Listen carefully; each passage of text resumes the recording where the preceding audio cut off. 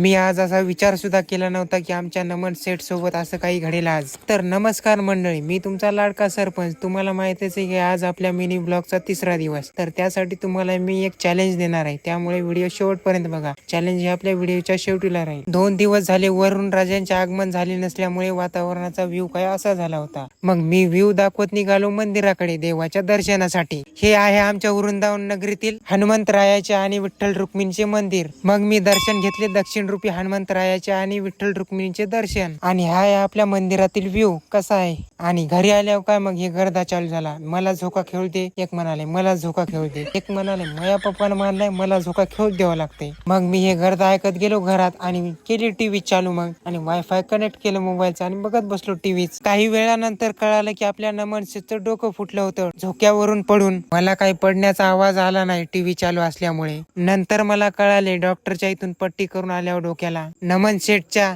तरी पट्ट्या दूर करूच लागला की हो. एवढा डोक्याला मार लागून सुद्धा दूर करणं काही कमी नाही पट्ट्याचं. आणि वाशिव तुमच्यासाठी चॅलेंज आहे, या पुढील 7 दिवसात आपल्या या आयडीचे 1K फॉलोअर्स कम्प्लीट करायचे आहे. त्यामुळे व्लॉगला भरभरून प्रेम देत जा आणि व्हिडिओला शेअर पण करत जा. जय शिवराय मित्रांनो.